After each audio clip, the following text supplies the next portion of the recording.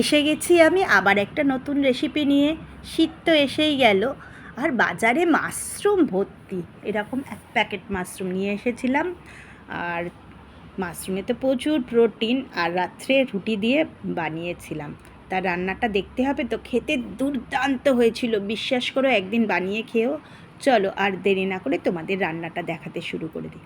মাশরুমটা খুব ভালো করে ধুয়ে পরিষ্কার করে, তারপরে এই যে ডাঁটাটা আছে, ডাঁটার সামনেটা একটু কেটে দিয়েছিলাম। ওটা খুব শক্ত থাকে। আর বড় মাশরুমগুলো 4 টুকরো করে নিয়েছে, ছোটোগুলো 2 টুকরো। মাশরুমটা কিন্তু খুব ভালো করে ধুতে হবে, এখানে ফোটাতে টোটাতে কিচ্ছু হবে না, ঠান্ডা জলেই ভালো করে ধুবে, মানে নর্মাল টেম্পারেচার জল। আর কী কী মশলা লাগছে দেখাচ্ছি। 1 বাক্স মাশরুমের জন্য রসুন কোয়া, আদা, কাঁচামরিচ বেশ অনেকগুলো নিয়েছি, কাঁচামরিচের ঝালটাই হবে, আর টমেটোটা বেটে নেবো। আমি একটু কুচি করে নিয়েছিলাম, কিন্তু এটা লাস্টে পেস্টই করে নেব। আর 2টো বড় সাইজের এরকম পেঁয়াজকে ছোট ছোট করে টুকরো করে নিয়েছিলাম। আর মাশরুম তো আমাদের কাটাই আছে, আর এক হাতে ভিডিও করেছি বলে আমার কাটানোটা দেখা হয়নি। চলো স্টার্ট করি। কড়া তো বসিয়ে দিয়েছি, আর সর্ষের তেল গরম হয়ে যেতেই এই দেখো পেঁয়াজ কুচিগুলো দিয়ে দিচ্ছি। আজকে একটু নতুন হাত মনে হচ্ছে না? হ্যাঁ, আজকে বড় মেয়ে আমার সাথে সাহায্য করছে, মানে মাশরুমটা রান্না করতে। ও তো অনেক দিন পর ফিরেছে দিল্লি থেকে। আচ্ছা চলো এবার দেখাই। পেঁয়াজগুলো ভাজতে থাকবো, আর সামান্য পরিমাণ, যেমন পেঁয়াজ ভাজতে গেলে আমরা লবণ দিই সেরকম দিয়েছি, সেটা আর ভিডিওটা করা হয়নি। দেখবো পেঁয়াজটা ভাজা ভাজা হয়েছে কিনা। চলো একটু ঢাকা দিয়ে দিই, ঢাকা দিয়ে দিলে পেঁয়াজটা তাড়াতাড়ি নরম হয়ে যাবে। তো ঢাকাটা খুলেছি, মোটামুটি নরম হয়ে গেছে। এবার আদা, কাঁচামরিচ আর রসুনের পেস্ট করে দিয়ে দিলাম, দিয়ে ভালো করে একটু নাড়াচাড়া করে কষাতে থাকবো। এবার একে একে মশলাগুলো দিয়ে দিলাম।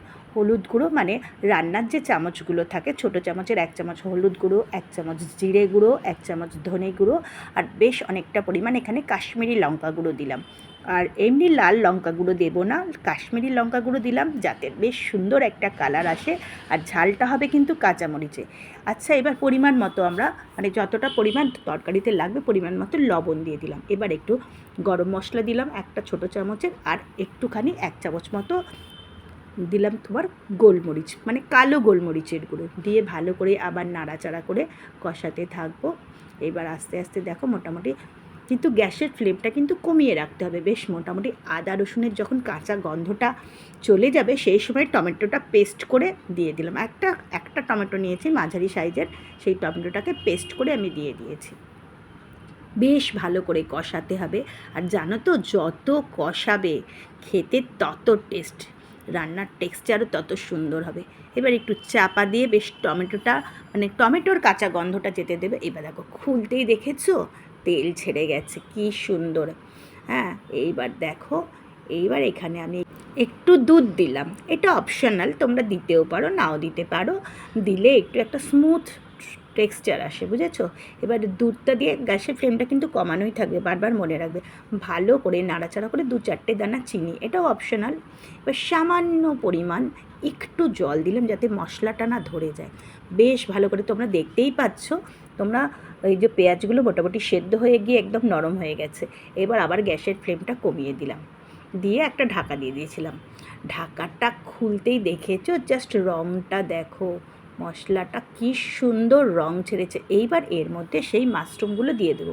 মাশরুমগুলো কিন্তু শুধু ধুয়ে রাখা, কোনো সেদ্ধ করিনি, কিচ্ছু না, ভালো করে জল দিয়ে ধুয়ে কেটে রেখে জল ঝরিয়ে দিয়েছিলাম। ভালো করে মাশরুমটা কষিয়ে নেবো। এই যে বড় মেয়ে কষছে, এমনভাবে কষাতে হবে যাতে মাশরুমের গায়ে মশলাগুলো লেগে যায়। আর খুব অল্প পরিমাণ জল দিয়ে দিলাম কষানো হয়ে গেলে, নালে তলায় মশলাটা লেগে যাবে। এখানে মনে রাখতে হবে মাশরুম থেকে কিন্তু প্রচুর পরিমাণে জল বেরোয়। দেখেছেন আমি কইটুকু জল দিয়েছি। এবার মশলাটা কষছি, বুঝতেই পারছেন।